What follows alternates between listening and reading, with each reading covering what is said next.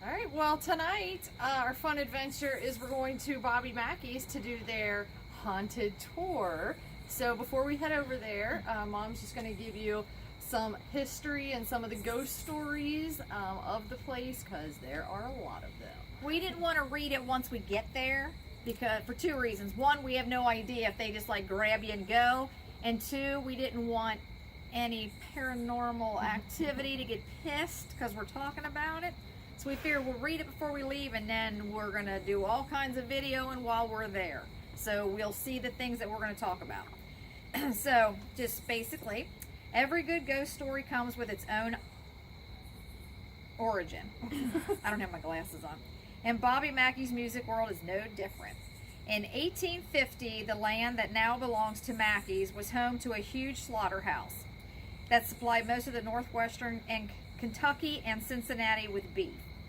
Back in those days, things weren't really on the up and up, so instead of dispensing of the blood, guts, bones, and carnage properly, they dumped them into a well that sits in the basement of the building. I've seen it. In other words, it was the most epic sacrificial pit on the planet.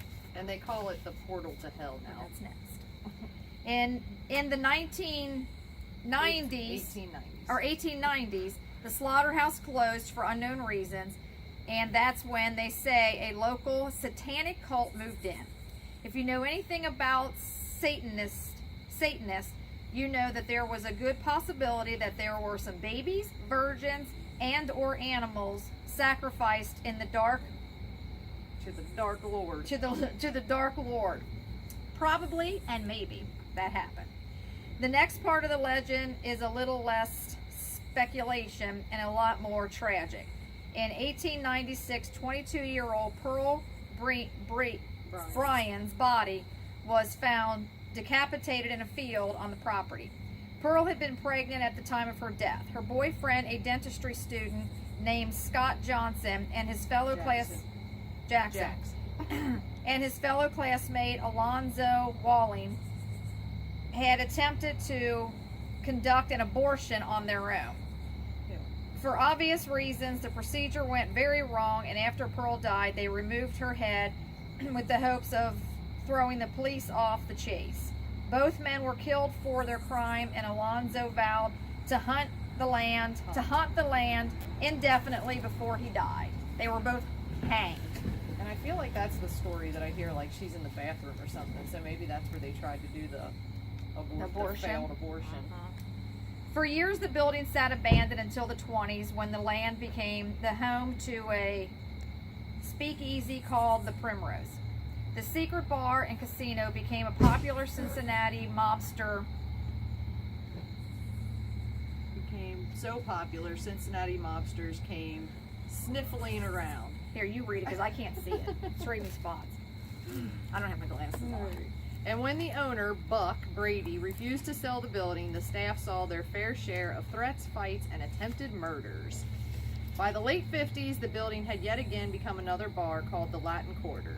A dance hall girl working at the bar named Joanna, fell in love and became pregnant with the child of a singer named Robert Randall.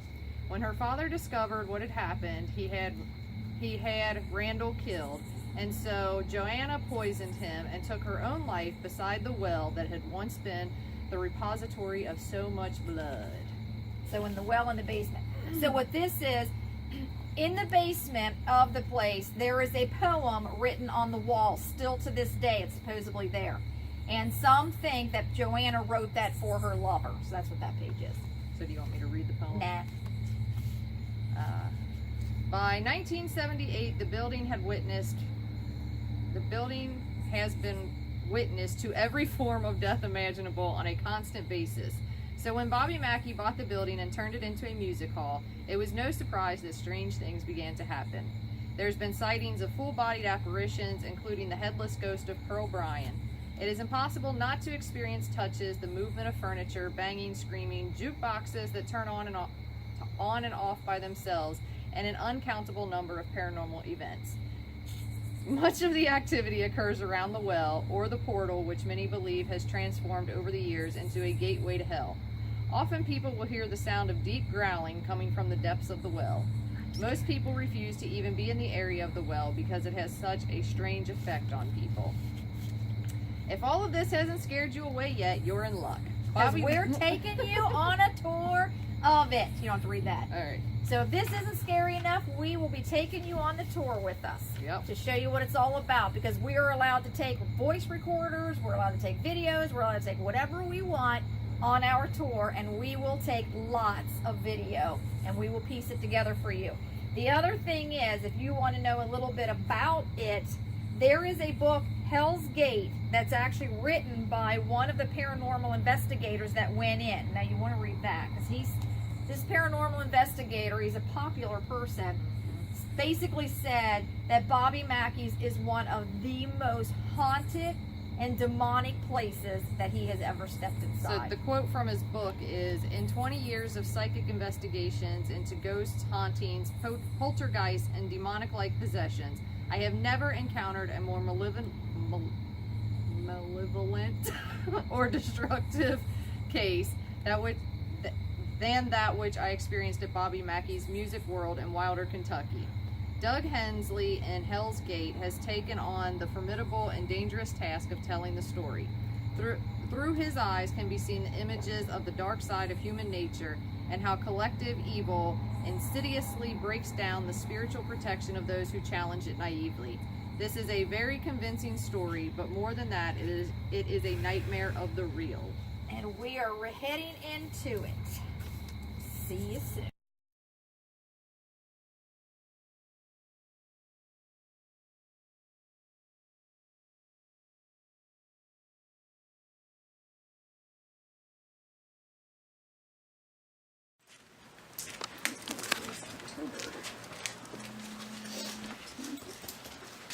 Scared yet? I was excited, and then I heard you guys your stories, and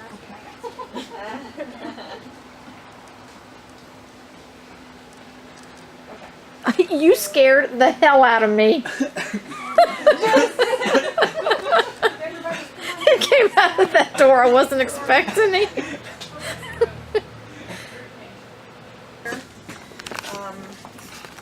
A lot of people don't want to hear the history part. You know, it depends on it. Does anybody have any kind of any gift, any psychic gifts, mediums, anything like that?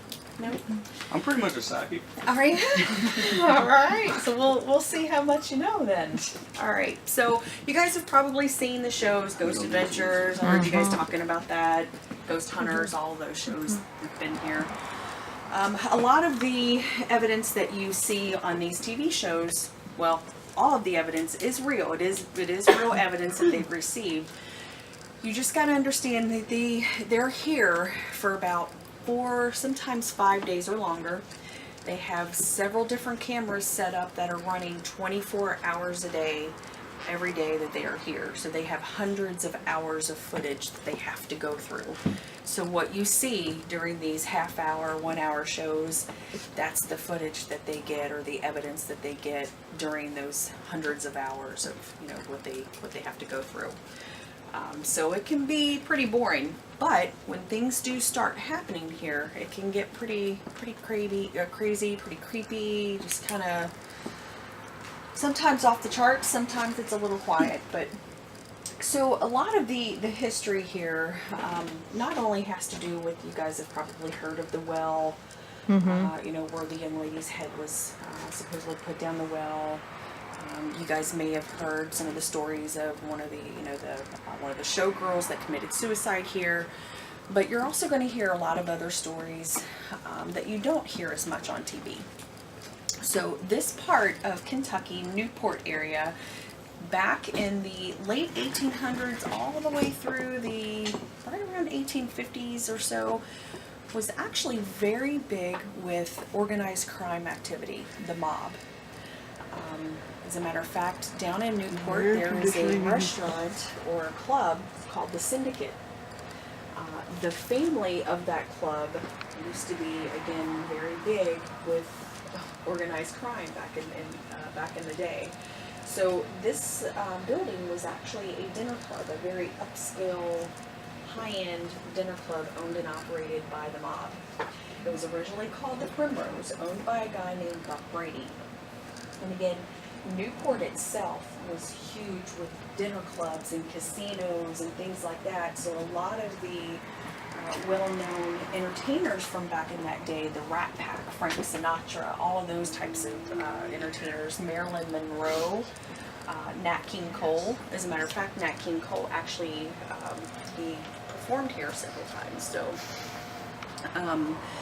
So yeah, this area was really big with these casinos. So this was one of those dinner club casinos.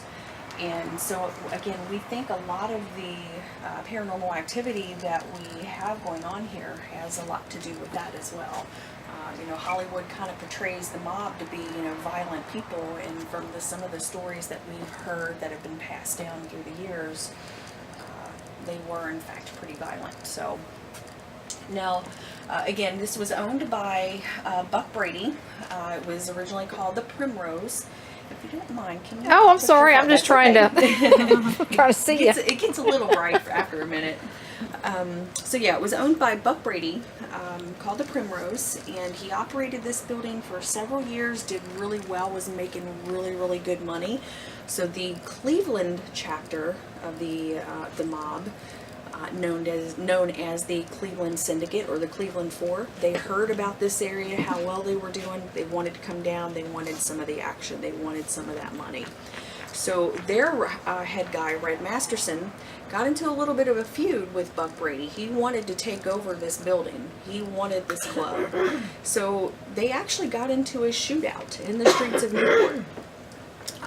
Both of them, they came out of that unharmed. However, their feud continued on for several years, and finally Buck got a little older, got a little up in his years, kind of got tired of it, took off to Florida, gave up the club, gave it over to Red Masterson, said, "I'm done, you know, you can take it."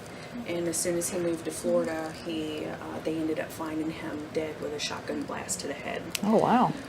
So it was ruled as a suicide, but there's still some speculation really on whether that was true or not. So some people think that Buck Brady still kind of hangs out here. We've had some evidence, some EVPs that suggest that might be true. So Red Masterson soon took over. Then he called this building the Latin Quarter. You see here where you're standing, you'll kind of look on the floor. It looks like an LQ. This is part of the original flooring from the Latin Quarter. That scare you? So it operated as the Latin Quarter.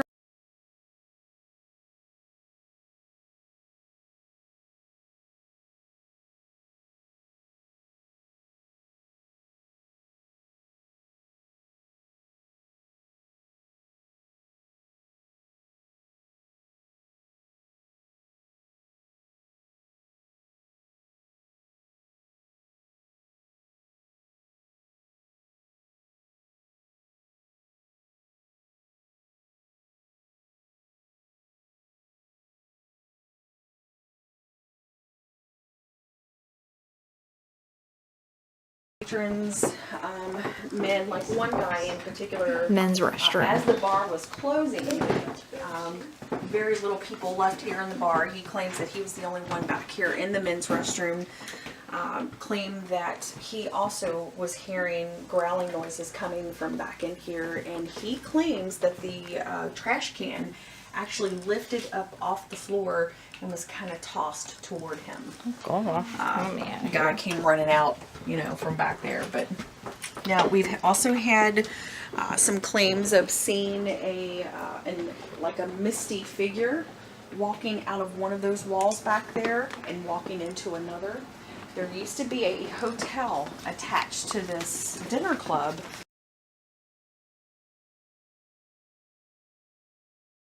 Also, with this particular Women's mirror bathroom. here, we've had over the years we've had several ladies that have been in here have said that when they look into this mirror, they will sometimes see an image of a woman or lady behind them, young lady behind them, and it soon just kind of fades and disappears. Denise is actually Bobby's wife. She's actually replaced this mirror several times just to kind of debunk this theory. And even after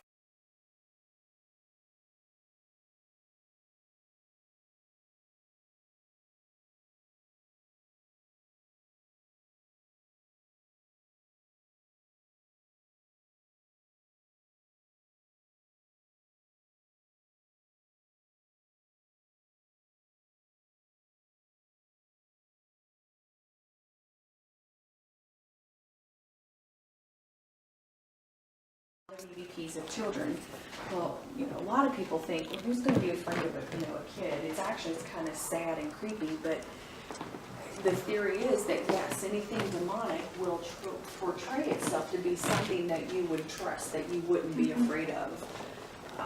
So, who knows? Is it really children, EVPs that we're getting, or could it possibly be something demonic? So this area here, this would have been the main dining area of the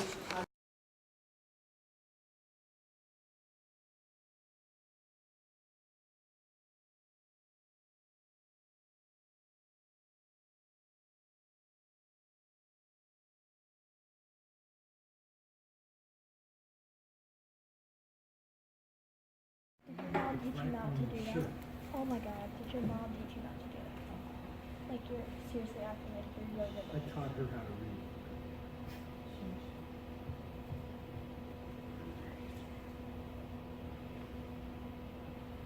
If there's anybody in here tonight that would like to come forward and talk to us, now's the time to do that. What do you think an Come EVP close session is? here to the middle of the group and try to talk.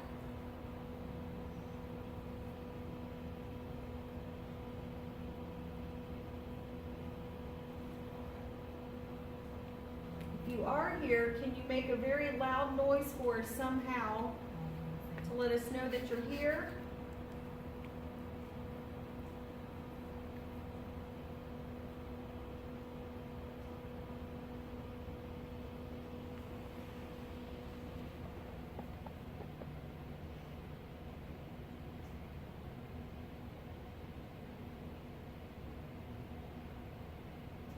Can you tell us who the very tall man is who walks the floor here? If you're here with us, can you tell us your name?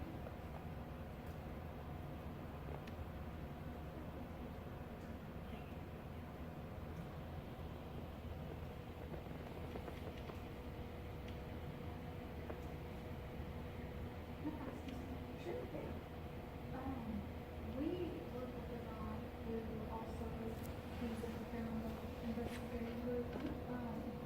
He actually told us that the lady that did do the tour guide here for the paranormal investigation, she just recently passed. She did. Wanda passed just this week. Do you know her? Wanda Kay.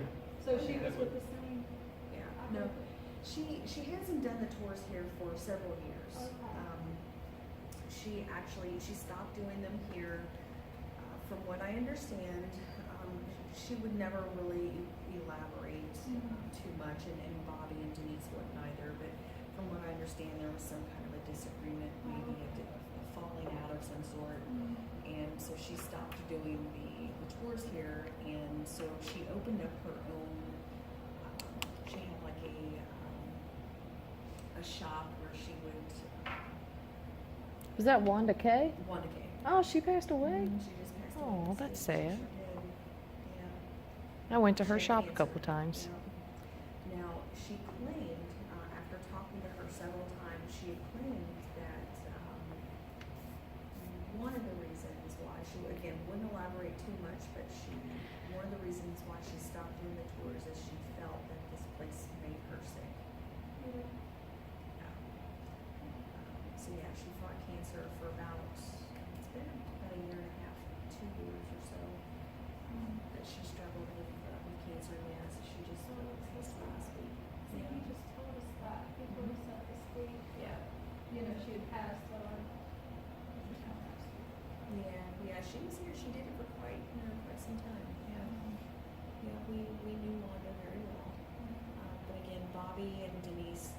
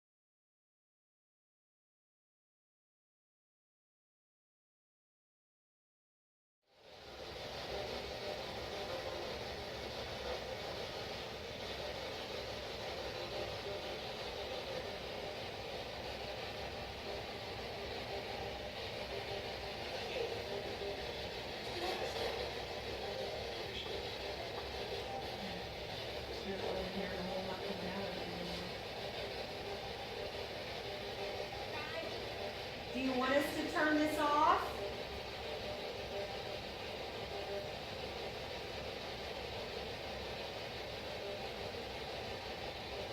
Is it bothering you?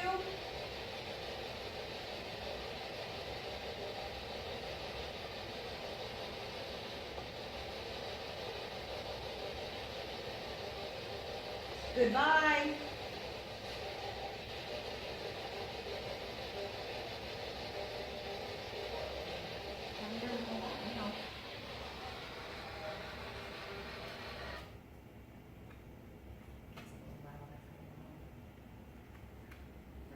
Well, we'll go on over, if you guys want, we'll go down over across here to the boardroom.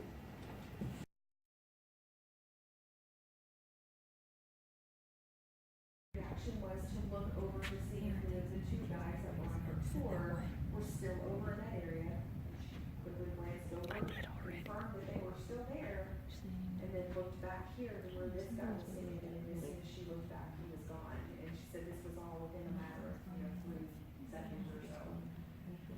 We get a lot of knocking noises back here. Now these knocking noises are not just random noises you hear, once or twice.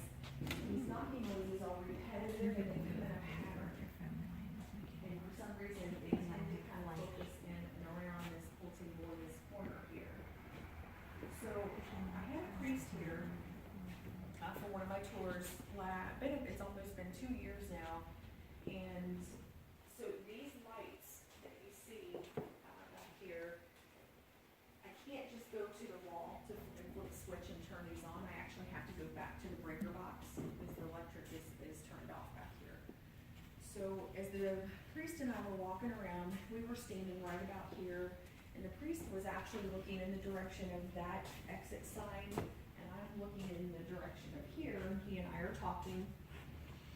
This Bud Light sign light above this pool table started flickering off and on really, really quick for about 5 or 6 seconds, and then it stopped.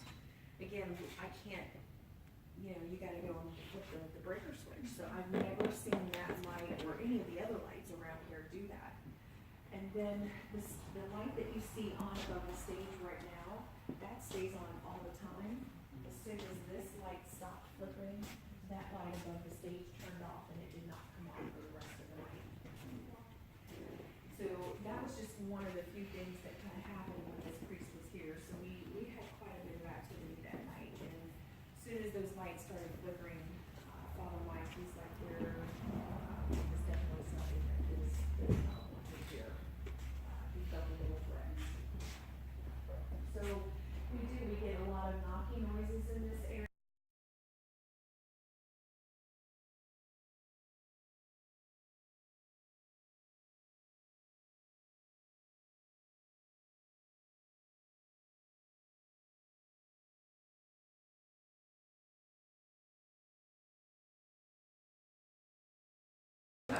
I'm just gonna maybe say the patient is Again, Laura, as I was telling you, she experienced an apparition back here that looked very real, just as you and I standing here.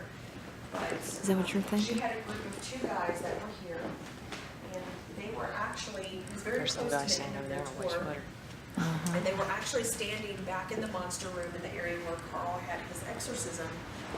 And as she was coming out of the gift shop, again, just happened, something caught her eye down here. And she said as she looked down here, leaning against the pool table right here, was a man with a red t-shirt on, black pants, kind of just maybe just above shoulder length hair, kind of shaggy. And she said he had his legs crossed like this and his arms crossed, and he was looking down the floor.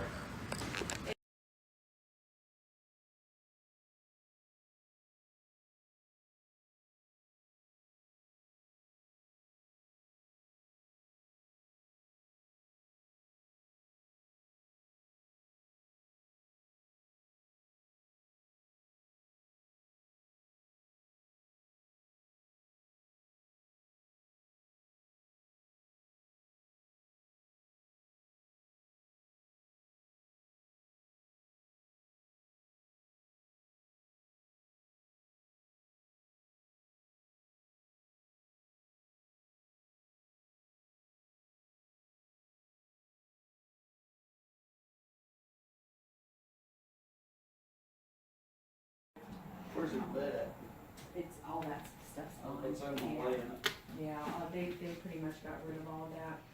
So, now the reason why Carl left, this was even after he had the exorcism. Things sort of changed for a little bit, got a little better, improved when he had the exorcism, but then gradually worsened again. So, what had happened, Bob, finally, the kind of like the last straw for Bobby was that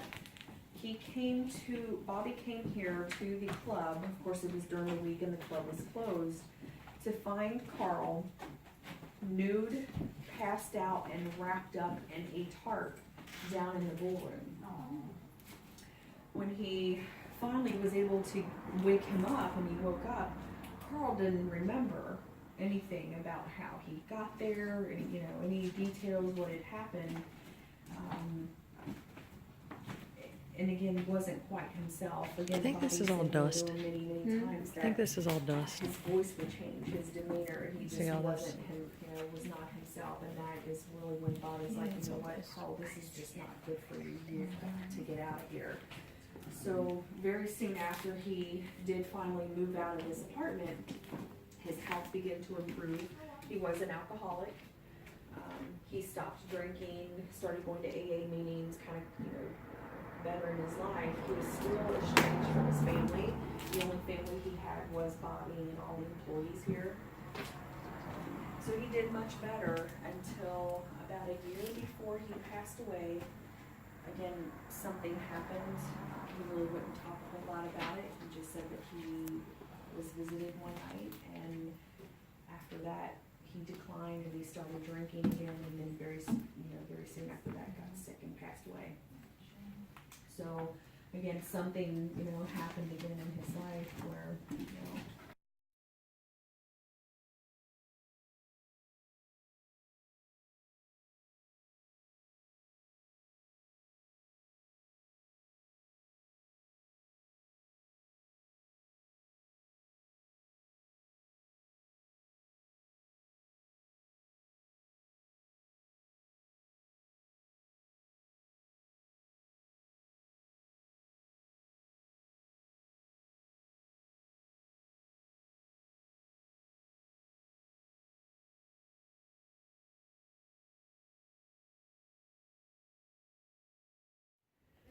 So that story is definitely a true story as well.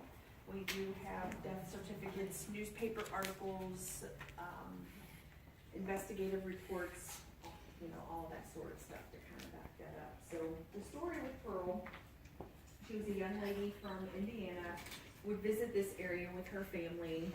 That's to medications, drugs, medical instruments. They they drugged her using cocaine, and obviously they gave her too much. Something happened, went terribly wrong, and she had died during this botched procedure. So back then, of course, they didn't have DNA testing, they didn't have fingerprinting to identify a dead body. The only way they could identify you was by your face. So to prevent her from being identified, they decapitated her, they cut her head off. The stories are that they actually disposed of her head in the well that is located here in the building, which was operating as a slaughterhouse at the time. They dumped her body 2 miles south of here in a field. It was actually farmer's crops. So when he came out next morning to tend to his crops, he finds the lifeless, headless body of this young lady along with the fetus lying next to her. So what he did then, pretty bad, it's pretty bad. So he took the fetus, he put it in one of the glass milk jars, kind of typically when you milk the cow, how they would put the milk in those glass jars. He put the fetus's body in the jar and he put it on display, and he would charge people to come and see it. Oh my gosh. He also would charge people a fee to come and visit the area where her body was found. What year is this? This was 1896. So this was I think it was like a year or two after the Lizzie Borden case. You guys heard of Lizzie Borden? So That went international. People were fascinated with it. Then the Pearl Bryan thing happened. That went international. People were still very fascinated. And so they flocked to this area to come and see where the decapitated young lady was found. So he did, for a couple weeks, he actually charged a fee until the cops heard about him having the body of the fetus, and they went ahead and they confiscated it. And they did end up finally identifying her, and the only way they did that was by her shoes. So at the bottom of her shoes, there was a serial number or some kind of a number stamped into the bottom when she had her shoes made. That number specifically led to her, that helped the shoe cobbler identify her mold that they would use for her shoes. So that's how they identified her.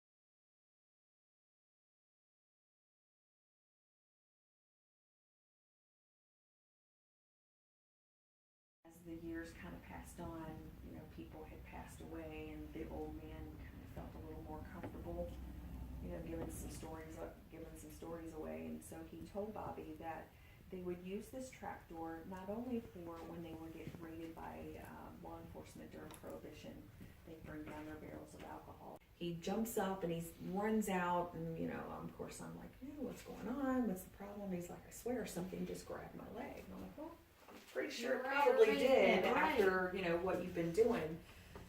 Let's have a seat. Let's check it out. See if we can get whatever it is to communicate with us. You gonna stay in there? Oh yeah.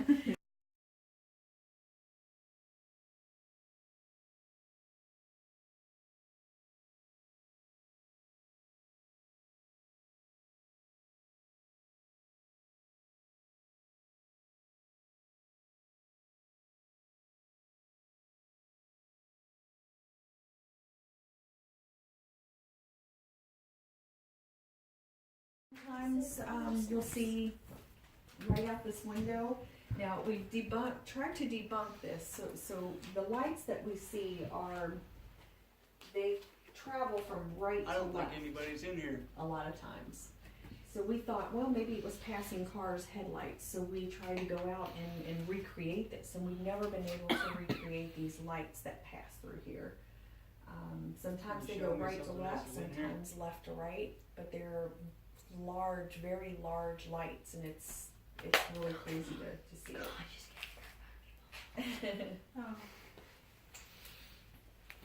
All right, who's down here with us tonight? Want you to come out and talk to us. Don't shine it out right on his face. Are you mad I'm sitting in this chair? I'm mad you're sitting in that chair. Making them mad. I'm mad I ain't heard nothing. Come on out of the shadows. Don't be afraid. We're not going to hurt you. Turn your light on. We mean no disrespect. Again, we just want to communicate with you. Want to know that you're here.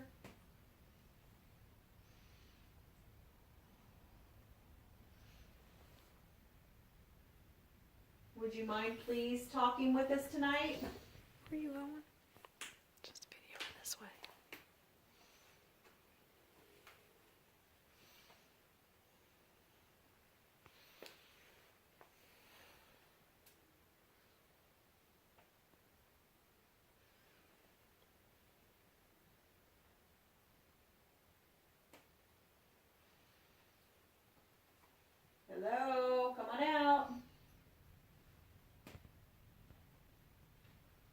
Still alive in there. Oh yeah. Do y'all feel anything? Do you feel? I don't feel anything. I don't think you're in here with me. Justin, don't provoke it. Provoke what? Justin. There has to be something to provoke.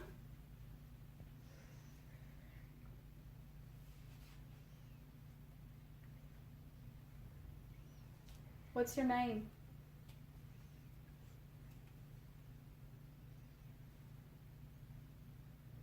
Will you tell me your name? I'm Justin. You're about ready to bit.